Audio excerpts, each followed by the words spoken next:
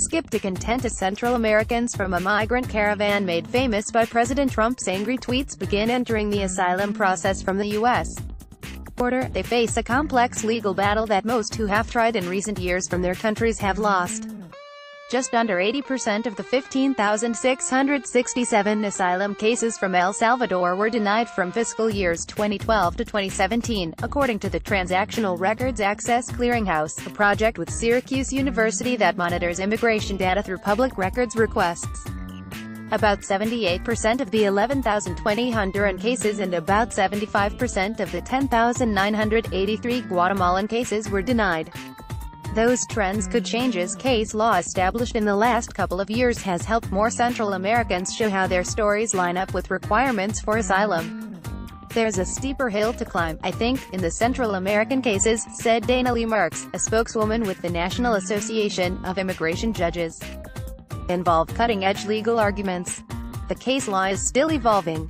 Whether it's a liberal or a conservative trend, the reality is, law is based on case precedent. The more precedent that builds and makes that principle clearer, the more established it's going to be and the more consistent it's going to be. Under asylum law, people seeking protection must show that they have been persecuted or have a well-founded fear that they will be persecuted because of their race, religion, nationality, political opinion or membership in a social group. Being afraid of general violence or rampant crime is not enough to win a case. Central American immigrants traveling with a caravan gather at the border wall as some sit on top of it, looking toward the U.S. From Tijuana, Mexico, on April 29. Hans Maximo Muzilik, Associated Press. Some Central Americans have more traditional cases under the race or political opinion categories, but most are fleeing gang violence or domestic violence.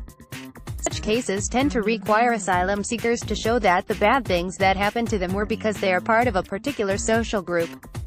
More are winning their cases than before, according to Ginger Jacobs, an immigration attorney in San Diego, especially in the last 2 years. Women who could show that they're being targeted because they are women have a better chance of winning their cases, Jacobs explained. This could include women who are gang raped or are victims of domestic violence. People who can show they fear persecution because their family has been targeted also have a better chance of winning. Members of the LGBTQ community also have an easier time showing that they're members of a targeted social group. Judges have started understanding, Jacob said, how gang violence is intertwined with governments in the Northern Triangle, Guatemala, El Salvador and Honduras. Having an attorney can also make a difference in how likely someone is to win a case. About 95% of asylum seekers from Honduras without attorneys lost their cases over the last 6 years, according to track data. Of those who had attorneys, just over 70% lost. People from El Salvador and Guatemala have seen similar results. For some countries, such as China, having an attorney can make a dramatic difference.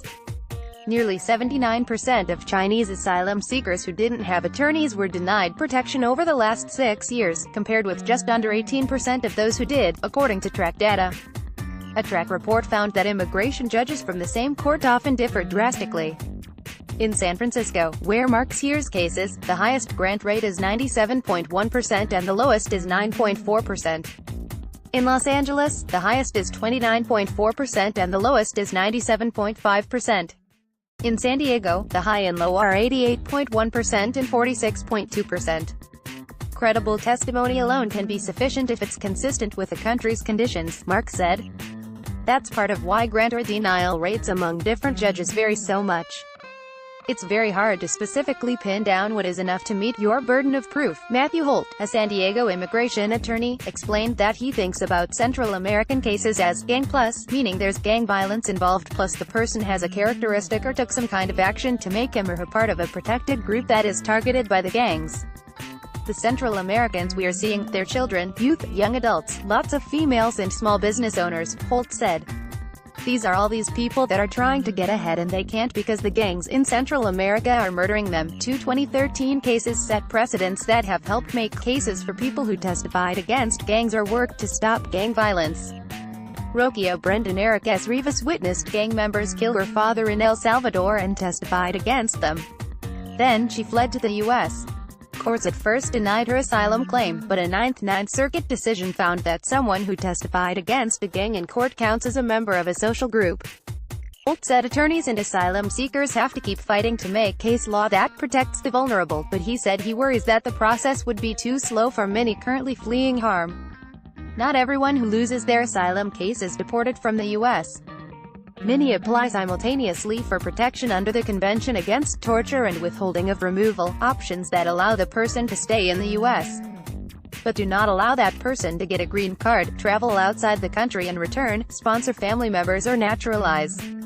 Less than 2% of Convention Against Torture applications were granted in fiscal 2016, according to data from the Executive Office for Immigration Review. About 7% of withholding cases were granted that